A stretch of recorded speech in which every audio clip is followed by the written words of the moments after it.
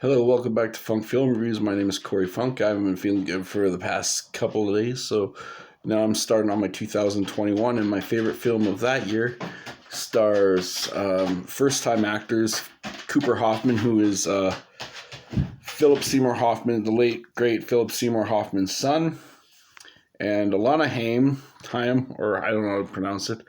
Um, Also has Sean Penn and Bradley Cooper and Tom Waits are in it, and it's basically kind of a love story between two people with an age difference, but one's more interested in romantic love, while the other one's not. I feel is not really into that. But they develop a friendship and they start these schemes and all that. They even make this waterbed warehouse, and the one starts developing relationships with like a mayor candidate, no, not a senator, but a mayor candidacy, and then one's an act like the one character Cooper Hoffman, who I think did a phenomenal job. He definitely shows a skill that his father Philip Seymour Hoffman has or had. Rest in peace. And a lot of time for like a first time movie for these two people, they did phenomenal. I think they did a great job. But like the only thing that kind of bugged me about it is the age difference. But like I said, I feel one is more interested in a romantic, where the other one's more interested in develop. But they do generally care about each other, but and they do love each other, but they don't really, like I said, my view that I found of that. This is just my take on it.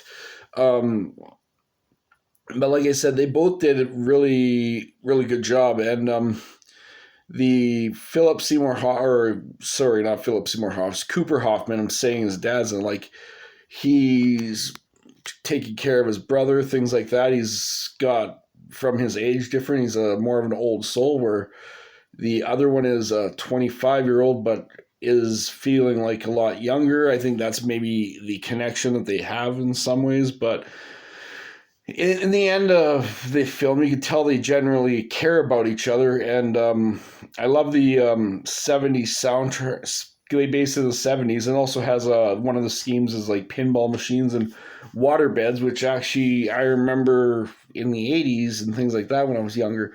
You used to sleep on a water bed, and those things were comfy. But yeah, they had generally doing this waterbed warehouse scheme. But Bradley Cooper, his character plays an utter psychopath for just his little scenes and all that. He goes nuts. But I think Clay said, I think both for first time acting in Cooper Hoffman and Alana Haim, they did a great job in this film. And Paul Thomas Anderson, although I will say, this is the first time I put a Paul Thomas Anderson film as my top movie, but surprisingly, this wasn't my favorite Paul Thomas Anderson film. That would go to There Will Be Blood, which was my second favorite film of 2007, which came right after Sweeney Todd, but Daniel Day-Lewis was. But this is probably, I'd say, my second favorite Paul Thomas Anderson film, and Boogie Nights is pretty high up there too. I also really do like Boogie Nights. I think for found family movies, Paul Thomas Anderson is a master of these, and he is one of my favorite. I mean, he's a great director, but Tarantino still got that for being my favorite director. But Paul Thomas Anderson did a fantastic job. I wish this would have got more. It lost Best Picture to another movie that only had 3 nominations, which was a movie called Coda, which Coda was good, but I like this film the best. And that year was a weird year. I would have took it out both West Side Story and King Richard, which I didn't like those movies at. I mean, they're just my opinion. I didn't like West Side Story for the case that it literally felt like a complete ripoff of the original, which was a masterpiece, and that's the same reason why I didn't like the Psycho from Gus Van Sant, and I like Gus Van Sant, but I don't like when it feels like a complete ripoff of the original. So Steven Spielberg, I wish he would have made a movie that was inspired by West Side Story instead of a West Side Story remake.